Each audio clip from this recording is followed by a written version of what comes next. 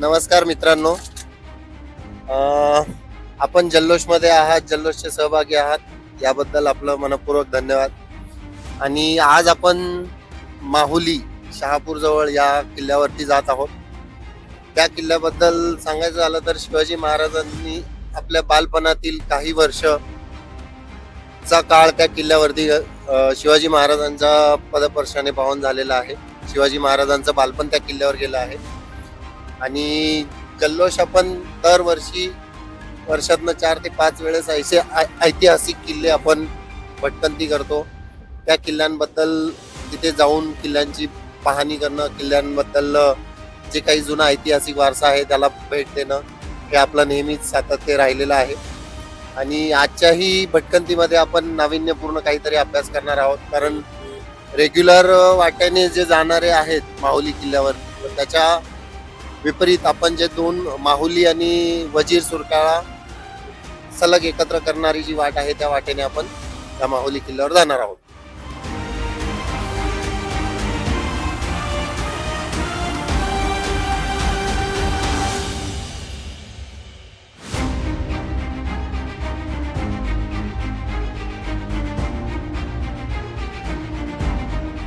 मित्रांनो, जय शिवराय.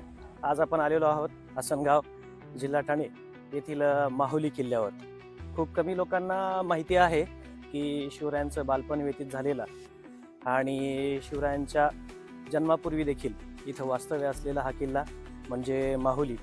आणि त्यामुळे या किल्ल्याला देखील एक प्रकारे ऐतिहासिक दृष्ट्या खूप महत्त्व आहे. आणि या किल्ल्यावर जल्लोष ट्रेकिंग ग्रुपचा आजचा ट्रेक ठरलेला आहे. जल्लोष ट्रेकिंग ग्रुप नेहमीच वैविध्यपूर्ण ट्रेकचं आयोजन करत आलेलं आहे. केवळ ट्रेक म्हणून ट्रेक करण्यापेक्षा निसर्गाकडे वाटचाल आणि त्याचबरोबर गडकिल्ल्यांची इतर सर्वांना माहिती व्हावी, तसेच चिरपरिचित आणि अपरिचित गडकिल्ल्यांची देखील इतर सगळ्यांपर्यंत व्यवस्थित माहिती पोहोचावी असा जल्लोषचा पहिल्यापासून हेतू राहिलेला आहे. 12ही महिने ट्रेक चालू असलेला आमचा हा ग्रुप म्हणजे जल्लोष. आणि शक्यतोवर पावसाळ्यामध्ये किंवा हिवाळ्यामध्ये म्हणजे आल्हाददायक वातावरणामध्येच ट्रेक करण्याकडे लोकांचा कल असतो. परंतु जल्लोषचं तसं नाही आहे. 12 महिने म्हणजे प्रत्येक प्रकारच्या मोसमामध्ये जल्लोष ट्रेक आयोजित करतं.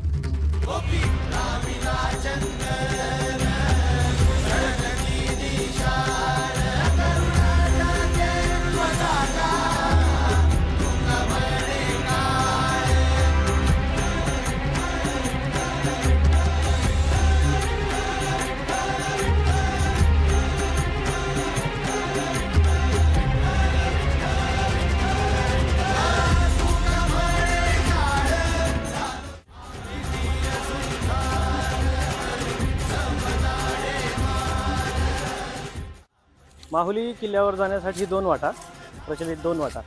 एक माहुली गावातनं आणि एक खोर गावातून. आम्ही आलो आहोत खोर गावामधून. विपुल ऐतिहासिक अवशेषांनी नटलेला असा हा माहुली किल्ला याला दुर्ग त्रिकूट देखील म्हणू शकतो. दुर्ग त्रिकूट याचा अर्थ एकाच पठारावरती ही 3 शिखरं आहेत आणि यामध्ये माहुली, भंडारगड आणि पळसदुर्ग अशी 3 शिखरं आहेत.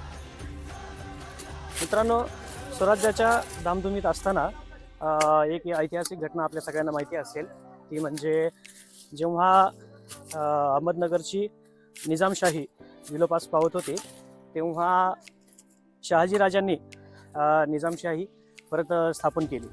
आणि या निजामशाहीच्या स्थापनेनंतर त्यांना जो काही मुघलांचा आणि आदिलशहाचा उपद्रव होऊ लागला, त्यावेळी तो उपद्रव टाळण्यासाठी शहाजीराजे गरोदर असलेल्या जिजाबाईंना घेऊन इकडे माहुली गडावर काही काळ वास्तव्याला आल्याच्या देखील इतिहासामध्ये नोंदी आहेत.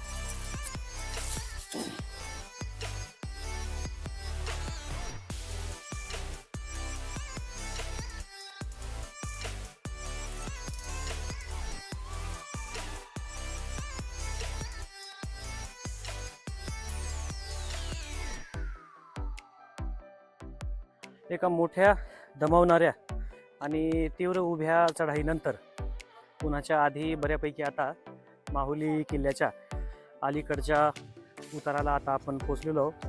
आणि थोडंसंच अंतर अजून पुढे जावं लागणार आहे. तिथून पुढे प्रत्यक्ष माहुलीगड सुरू होईल आपला.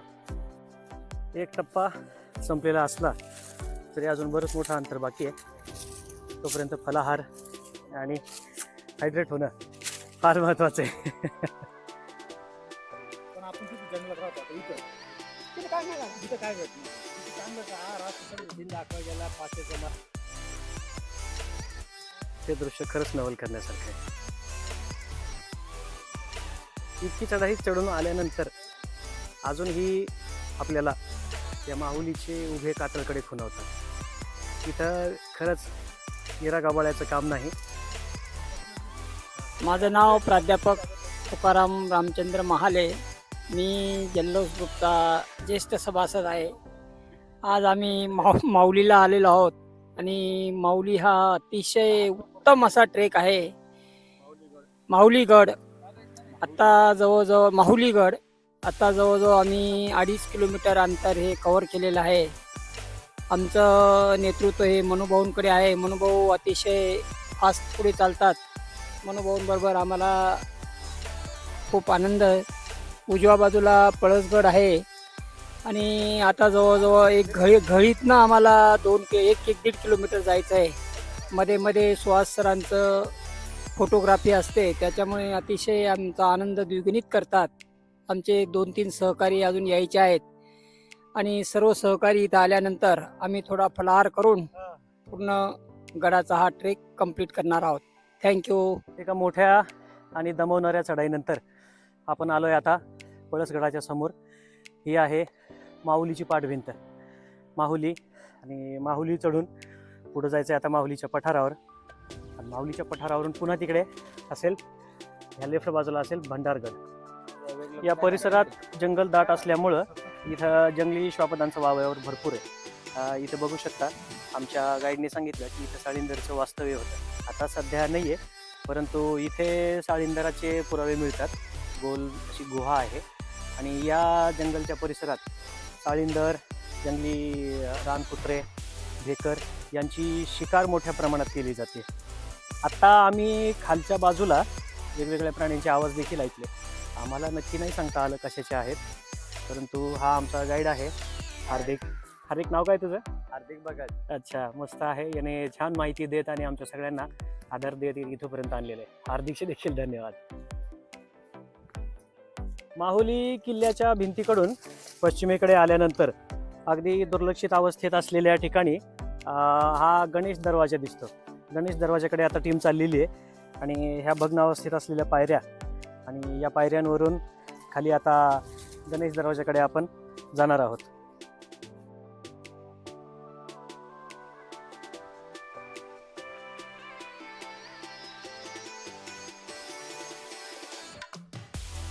इतिहासाचे हेच भग्नावशेष आपल्याला पूर्वजांच्या पराक्रमाची साक्ष देतात आणि आपल्याला नीतिनियमानं, धाडसानं, स्वाभिमानानं, आत्मनिर्भरतेनं जगायची परवानगी आणि प्रेरणा देतात.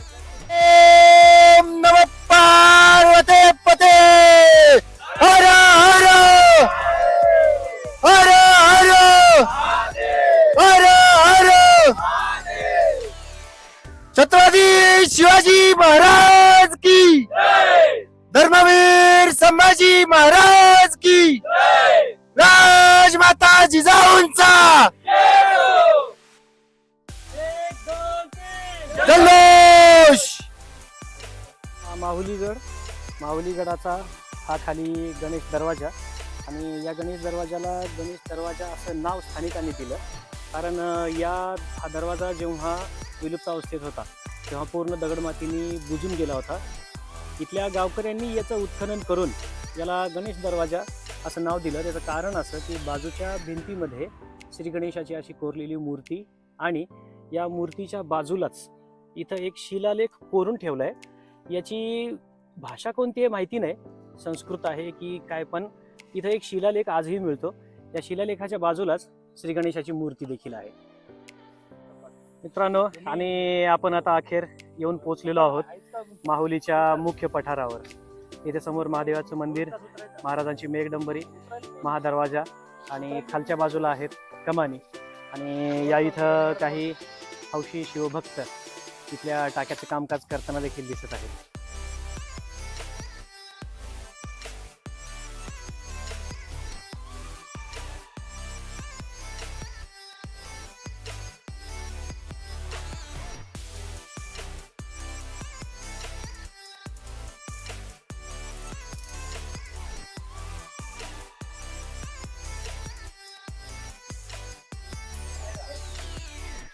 त्या पहारेकऱ्यांसाठीच्या देवड्या असाव्या बहुतेक. आणि इथे मुख्य दरवाजाच्या महादरवाजाच्या बाजूला सैनिकांसाठी मोठ्या मोठ्या देवड्या आहेत. बघू शकता तुम्ही, अत्यंत मोठ्या आकाराच्या आणि ऐस पैस सविस्तर अशा ह्या देवड्या इथे बघायला मिळतात. महाराष्ट्रामध्ये खूप कमी किल्ल्यांच्या महादरवाजावरती शरभ शिल्प बघायला मिळते. हे शरभ शिल्प आहे, शरभाचे शिल्प आहेत. हे निश्चितच या महादरवाजाच्या वरच्या बाजूला कोरलेल्या स्थितीत असणार आहे, परंतु ते ढासळल्यामुळे. आणि ह्या बाजूची सुद्धा एक मंगल कलशाची इथं ही शिल्प आहे. आणि या बाजूला हे शरभाचं शिल्प आहे. आज ते भग्नावस्थेत बघायला मिळते. भग्नावस्थेत असलेली परंतु झाडींमध्ये आजही मजबूत स्थितीत असलेली ही किल्ल्याची प्रमुख तटबंदीच्या बाजूचे हे मुख्य बुरुज आज देखील या बुरुजाच्या चिरा त्या काळातील पराक्रमाची आणि इतिहासाची साक्ष देत अगदी त्याच दिमाखात उभे आहेत.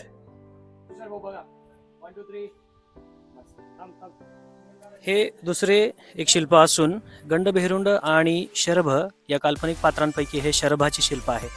हे देखील गडाच्या मुख्य कमानीत वसवलेले असणार आहे, परंतु वरती कमान ढासळल्यामुळे आता खालच्या ढासळलेल्या अवस्थेत आहे, परंतु हे आजही सुस्थितीत असलेलं हे शरभाचं शिल्प आहे.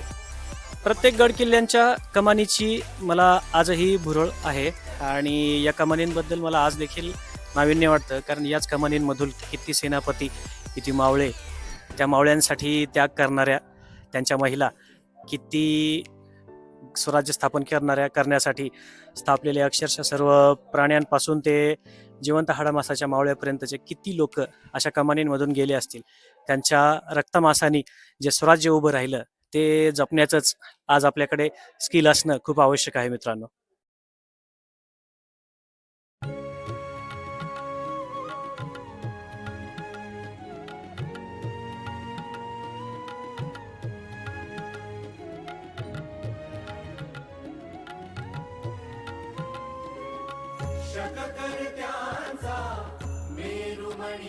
माऊलीगड कोणी बांधला याचे इतिहासामध्ये स्पष्ट पुरावे जरी नसले तरी 1485 मध्ये अहमदनगरच्या निजामशहाचे वास्तव्य या गडावर होते.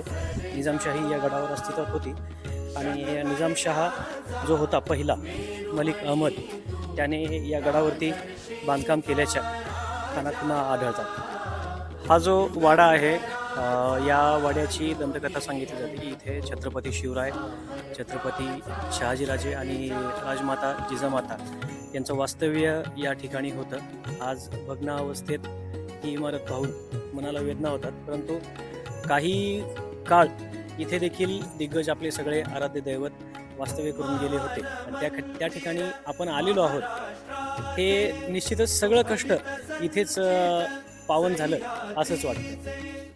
निजामशाहीच्या अस्तानंतर छत्रपती शहाजीराजांनी निजामांचाच वंशज गादीवर बसवला व निजामशाही टिकवून ठेवली, परंतु ही बाब विजापूरच्या आदिलशहाला आणि मोगलांना पटली नाही.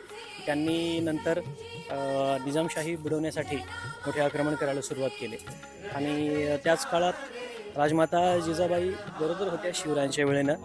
त्यावेळी त्यांना गरोदरावस्थेत असताना काही काळासाठी वास्तव्यासाठी माहुली किल्ल्यावर आणलेलं होतं, परंतु माहुली किल्ल्यावर ही जी राजकीय धामधुमीचा कालावधी होता, यावेळी त्यांना इथे ठेवणं हे जिकिरीचं होतं. त्यामुळे नंतर शिवनेरीवर त्यांचा मुक्काम हलविला आणि तिथे शिवरायांच्या जन्मानंतर आणि शिवराय जेव्हा बागडायला लागले तेव्हा देखील काही काळानंतर इथं जिजामाता, राजमाता जिजामाता, त्यानंतर शहाजीराजे आणि छत्रपती शिवराय बाल्यावस्थेत असताना इथं देखील काही काळ आणून इथं वास्तव्याचे देखील पुरावे इथं बघायला मिळतात. आणि हे आहे या गडावरील सर्वात प्रसिद्ध वास्तू माहुलेश्वर मंदिर. कल्पना करा मित्रांनो, या शिवपिंडीच्या ठिकाणी येऊन स्वतः शहाजीराजे, जिजामाता, शिवराय इथं येऊन पूजा अर्चना करत असतील, महादेवाला साकडं घालत असतील की स्वराज्य स्थापन होऊ दे आणि स्वतःचं स्वावलंबनाचं, स्वाभिमानाचं राज्य येऊ दे. किती सुंदर दैदिप्यमान दिवस असतील ते. गावातून चढाई केल्यानंतर आम्ही आता माहुली गावाच्या वाटेने उतराई करतोय आणि ही उतराईची वाट खऱ्या अर्थाने कौशल्याची आहे. जागोजागी शिड्या आणि बघू शकता की असे कठीण उतार आहेत. आता ह्या उतारातून जाताना तीव्र ऊन आणि उतारावरून कस लागणार आहे. आता ट्रॅक कसा वाटला असं विचारलं जातंय मला. ट्रॅक हा अति अवघड श्रेणीतला ट्रॅक होता. बऱ्याच सदस्यांनी चौकशी केली ती कसा आहे. थोडा अवघड आहे सांगितलं होतं, पण आता खरंच किती अवघड त्यांना जाणवतंय. सगळं पाणी पाणी पाणी करताय, ऊन तापलंय. ट्रॅक करताना खूप सगळ्यांना मजा आली.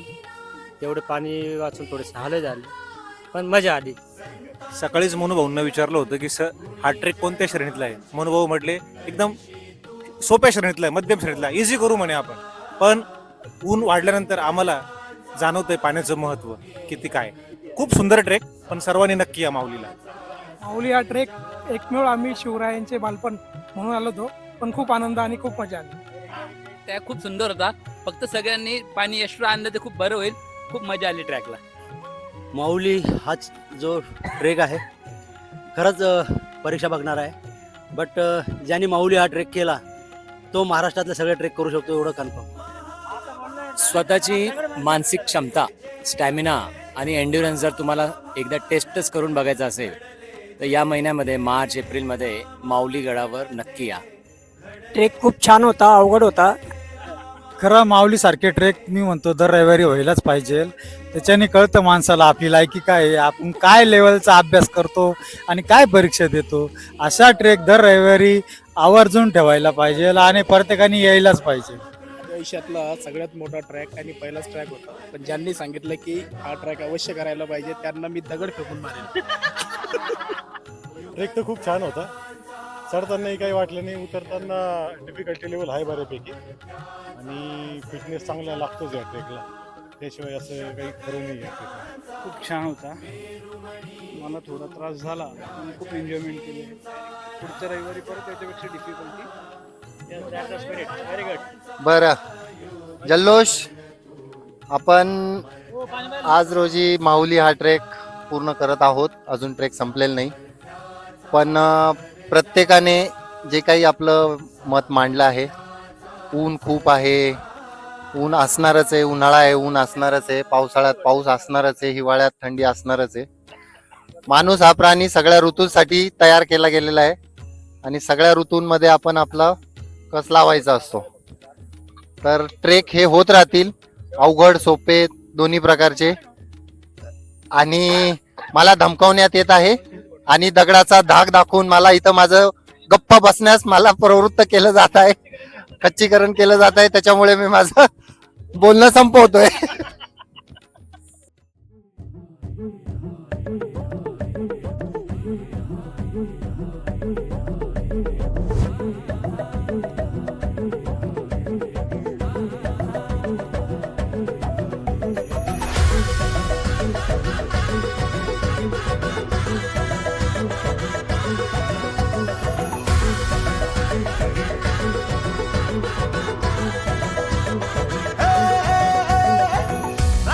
राज आल जिंकुनिया जगभरी शिवबा राज नाव गाय.